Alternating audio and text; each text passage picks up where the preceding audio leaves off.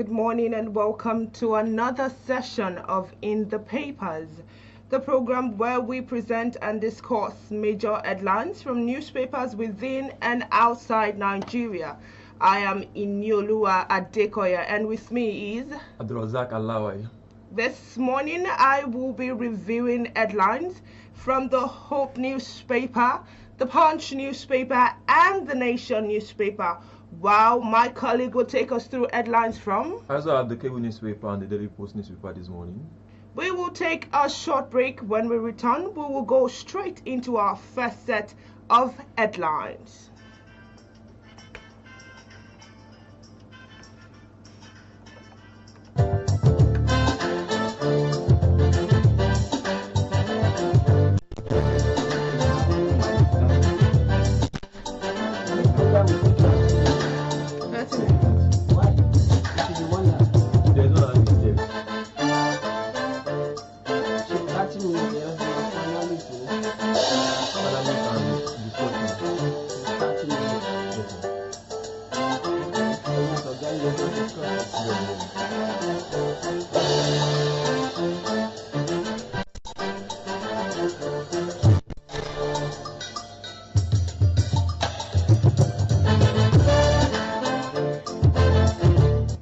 Glad to have you back, and now we begin with the first set of headlines, starting with the Hope newspaper.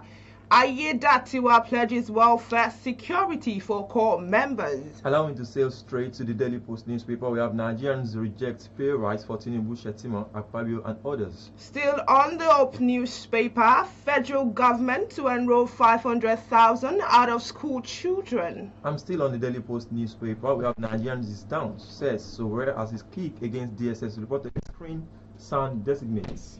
Still, now we move to the Punch newspaper. Corrupt civil servants awarded 5.2 billion naira contracts without approval, says Wike.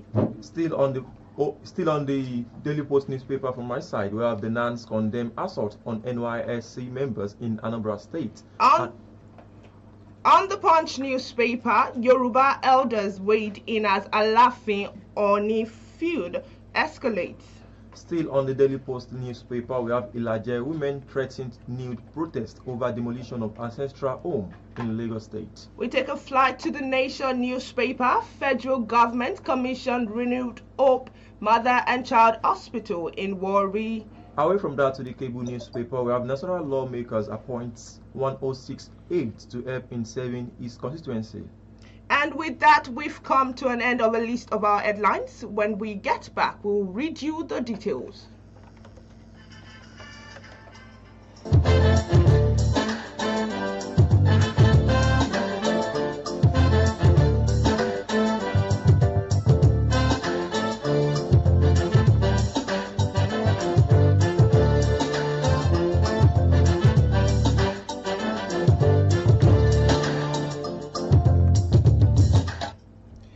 Yes, glad to have you back. You're still onto In the Papers on iPower 102.7 FM. Beginning with this Ondo story, Ayedatiwa pledges welfare security for core members. And now the details. The Ondo State Governor, Lucky Ayedatiwa, has restated his administration's dedication to the welfare and safety of the National Youth Service Corps members deployed to the state. The assurance was delivered through the NYSC State Coordinator, Mrs. Kuburat Bakare, at the closing ceremony of the 2025 Batch B Stream 1 orientation course held at the NYSC Permanent Orientation Camp, Ikare Akoko, recently. The governor urged corps members to remain disciplined, vigilant, and exemplary in their conduct, reminding them of their role as ambassadors of unity, peace, and national development, while calling on traditional rulers, community leaders, and other stakeholders to play active role. The governor appealed for continuous support and protection for corps members. The ceremony also featured recognition of outstanding camp officials. For more details on that story, see the Hope newspaper with the headline, Ayedatiwa pledges welfare security for core members. Starting from my side with the Daily Post newspaper, we have the Nigerian government is considering an upward review of salaries for political office holders following concern that their current earnings are inadequate and outdated. The chairman of the Revenue Mobilization Allocation and Fiscal Commission, Muhammad Shehu, disclosed this at a press briefing in Abuja. Shehu noted that President Bola Tinubu presently earns 1.5 million naira monthly, while ministers receive less than 1 million naira, figures that they remain unchanged since 2008. He said, and I quote, "You are paying the President of a Federation of Federal Republic of Nigeria 1.5 million naira a month with a population of over 200 million people. Everybody believes that is a joke." He also further said and argued that the disparity between the political office holders and head of federation and federal agency are unjustifiable, pointing out that some agencies' chief earn up to 20 times more than ministers or even the Attorney General of the Federation. For more details of this and more, check the Daily Post newspaper. And now to the Punch newspaper. Corrupt civil servants awarded 5.2 billion naira contracts without approval, says Wike. To the details. The Minister of Federal Capital Territory, Nyesom Wike, has denied claims by local contractors that his administration owes them 5.2 billion naira, insisting that the debts rose from contracts irregularly awarded by civil servants without ministerial approval. Recently, contractors staged a protest at the minister's gate, alleging that the FCT's administration owed them 5.2 billion naira for executed projects. But Wike's Senior Special Assistant on Public Communication, Lere Olayinka, countered the claims, noting that the minister had not awarded any contracts since assuming office and had already cleared a 10 billion naira backlog inherited from his predecessor.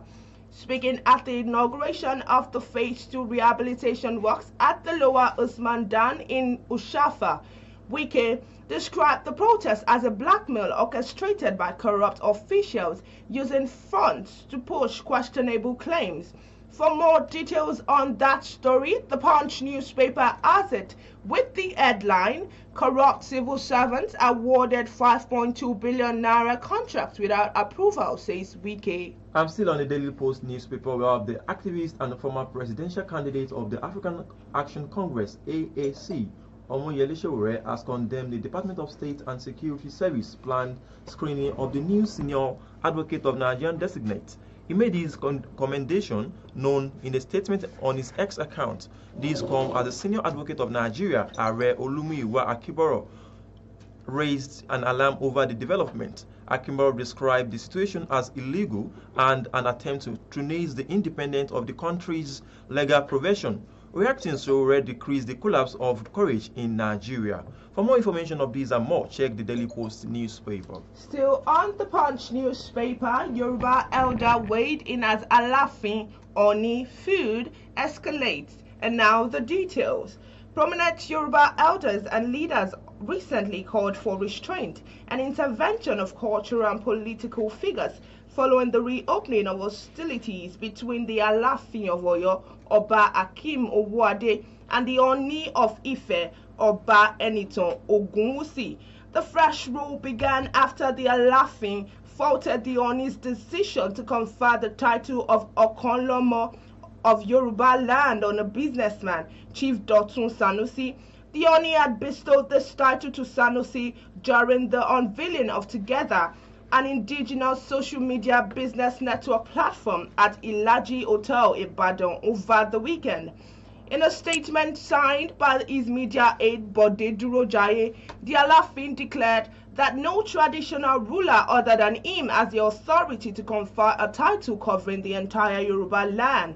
He issued a 48-hour ultimatum to the Oni of Ife to revoke the title or face the consequence. Reacting to this, the Oni spokesperson Moses Olafare said the monarch had directed him to ignore the Alafin's outburst and leave the matter in the court of public opinion. For more details on this story, the Punch newspaper has it with the headline, Yoruba elders weighed in as a laughing Oni food escalates. I'm still sailing through the Daily Post newspaper. We have women of Ilaje community in Lagos State have threatened to embark on nude demonstration to protest what they describe as a persistent destruction of their ancestral settlements. On Tuesday, despite heavy rain downfall, hundreds of protesters under the banner of the Egbe Oma Ilaje marched to the Lagos State House of Assembly in Alausa, Ikeja, calling on Governor Babajide Sanwo-Olu and Speaker Mudashiru Obasa to intervene urgently. The protesters, who carried placards, accused some traditional rulers in the state of allegedly acting as land grabbers and orchestrating the demolition of Ilaje community. One of the women protesters, who identified herself as Ifagbemi, vowed that she and other women were prepared to stage a nude protest at the palaces of the monarch, including if the government failed to take decisive action. For more information of this, check the Daily Post newspaper. Still on the Punch newspaper, Abiodun seeks Chinese investment in mineral exploration, and now the details. Ogun State Governor Dapo Abiodun has called on Chinese investors to partner with the state in harnessing its vast mineral resources.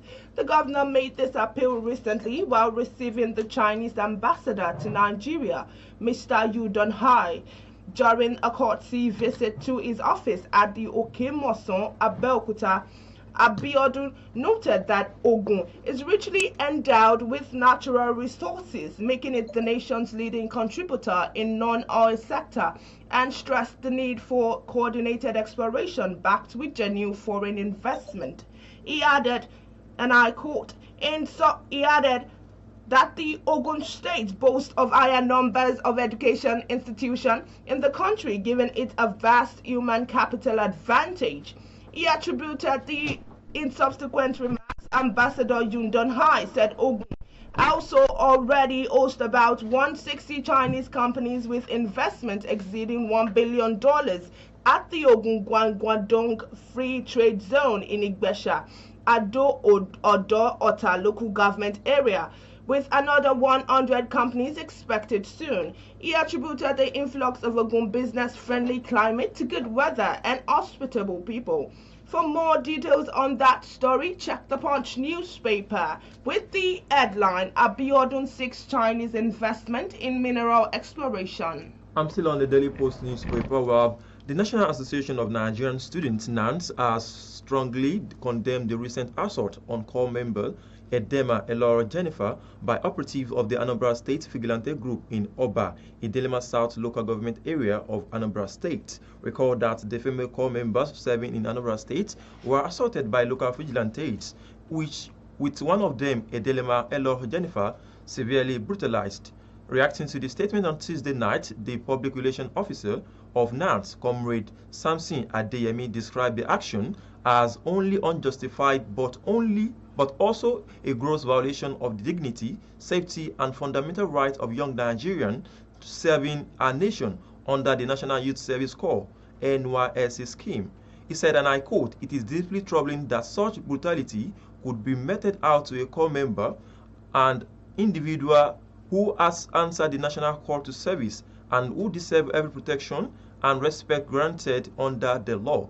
NANS, however, called on Anambra State government and also all relevant authorities to investigate the incident truly and ensure those responsible are held accountable and take decisive steps to prevent a recurrence. To get more information on this, check the Daily Post newspaper. Now we take a flight back to the Oak newspaper. Federal government to enroll 500,000 out of school children. The details. The National Commission of Mass Literacy and Adult and Non-Formal Education has commenced a 2-day training for enumerators on automated data collection tools aimed at tackling challenges of the out-of-school children. Speaking at the training in Abuja, the acting executive secretary of the NMEC, Dr. John Onimisi, said that the exercise was designed to return more than 500,000 learners in the first phase of the program. According to him, the enumerators are to capture data of youths aged 15 years and above who dropped out of school and never had the opportunity to continue their education. For more details on that story, see the Up newspaper with the headline, Federal Government to enroll 500,000 out of school children. And with that, we go on a short break. When we're back, we review the rest of the headlines and the details.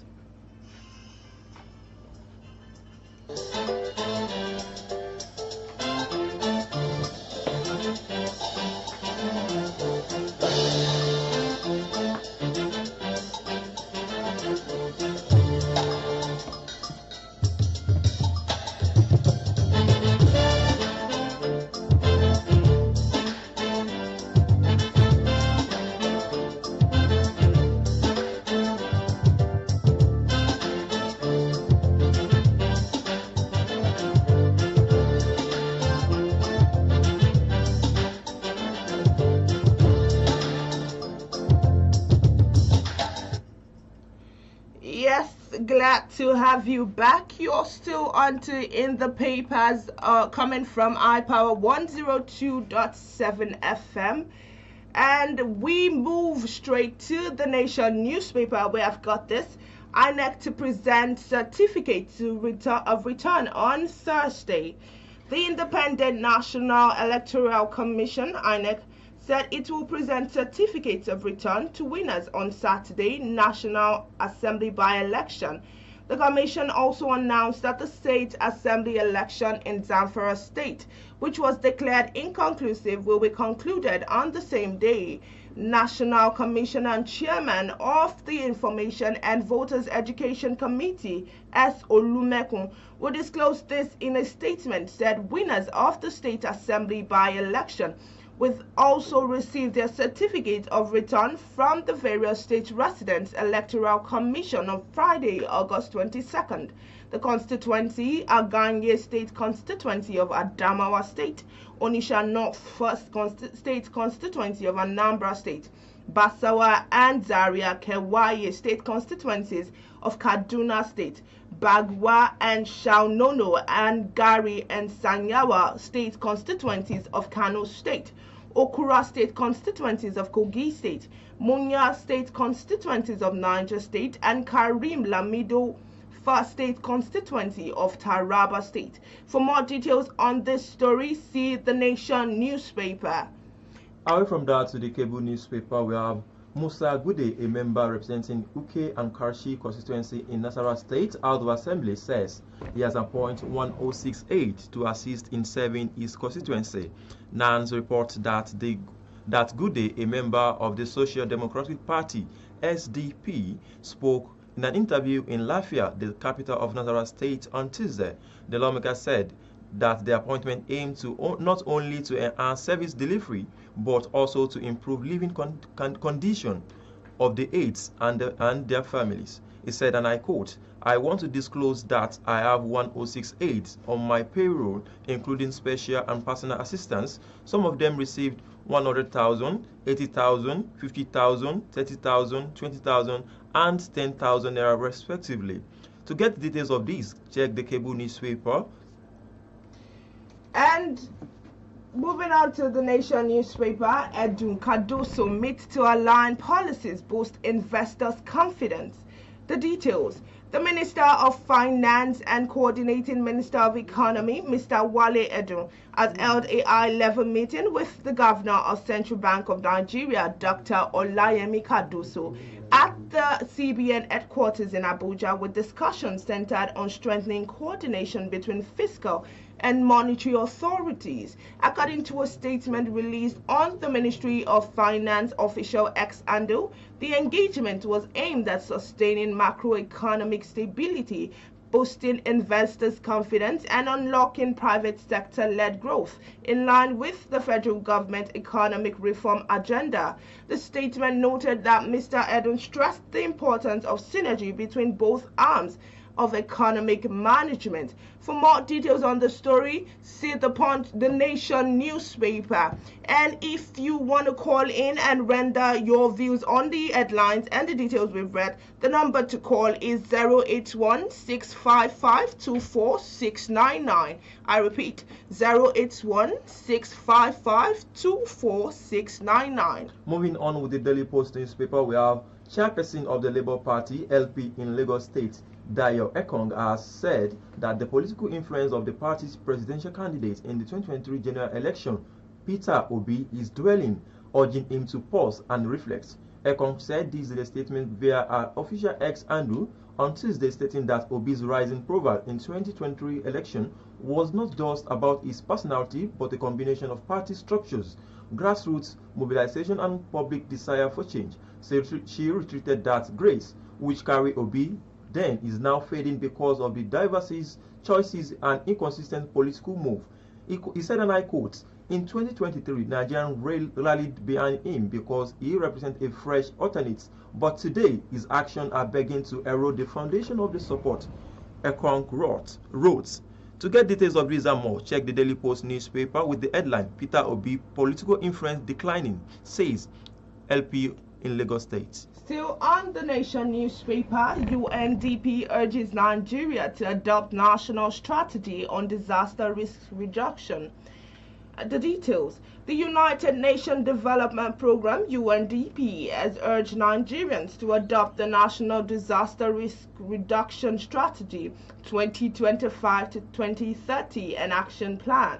The resident representative of the United Nations Development Programme, Nigeria, Ms. Elsie Atafua, explained that the national strategy was a blueprint for action against all forms of disaster in Nigeria.